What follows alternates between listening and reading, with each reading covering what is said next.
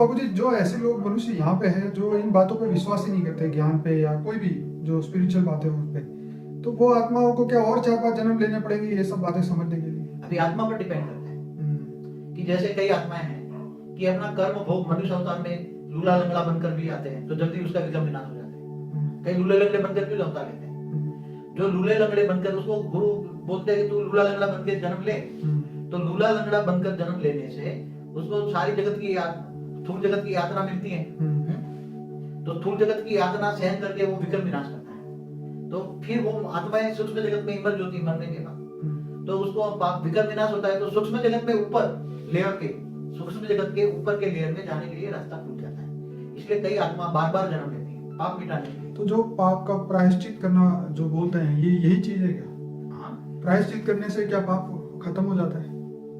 प्रायश्चित करने से जब उसके अंदर किसी भी प्रकार का प्रायश्चित करता है और वो कहता है कि मेरा जीवन मैंने ऐसे ही गंवा दिया, जीवन में मैंने कोई अच्छा काम नहीं किया, मैंने वासना युक्त जीवन बिताया, तो मरने के बाद भी सूक्ष्म जगत में भी ऐसी आत्माएं बहुत भटकती हैं। अंधकार में जीवन होता है तो अंधेरा जैसा लगता है, उसके आसपास अंधेरा जैसा लगता है, तो अंधेरे में भटकती रहती है। उसकी क्वालिटी की आत्माएं उसको मिलती हैं, तो उसकी क्वालिटी की आत्माएं वो उसको समझाती है कि तू जन्म ले ले या तो हमारे साथ घूम फिर यहाँ। फिर वो आत्माएं ऐसी मायावी आत्मा, भूत प्रेत कहते हैं उसको, तो वो भूत प्रेत अपनी वासना प्रयुक्त करने के लिए क्या करेंगे, जो मनुष्य अवतार में जो कमजोर आत्मा है उसमें प्रवेश करके अपनी भोग वासना पूरी करेंगे। दारू सूक्ष्म जगत, जो स्थूल जगत के अंदर लड़ाई झगड़े होते हैं धर्म के नाम पे, वहां पे होते हैं क्या? है, सूक्ष्म जगत में भी होते हैं। जैसे नहीं, मगर स्थूल जगत के आज जो भी धर्म के नाम पर जितने भी धर्म युद्ध हुए, कोई भी धर्म युद्ध देख लो, तो धर्म युद्ध कराता कौन है?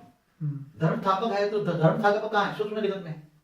तो सूक्ष्म जगत में उसके साथ खरबों आत्माएं होती, कितनी? मनुष्य आत्माएं तो ना के बराबर आत्माएं, कितनी? ना के बराबर। मनुष्य आत्माएं तो समझो कि इससे खरबों खरबों खरबों ऊपर सूक्ष्म जगत में आत्मा है।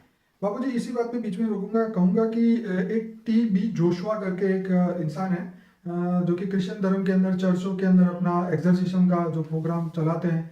जो मनुष्य मतलब दूसरी दूषित आत्माओं से जो थक चुके हैं वो उनके पास जाते हैं, मतलब वो आत्माएं उनके अंदर प्रवेश करके बहुत ही उनको तंग करती है, उल्टा फुल्टे काम करती है। तो उन्होंने अपने हजारों वीडियो यूट्यूब में रखे हैं, तो मैंने उसमें से कई वीडियो देखे थे।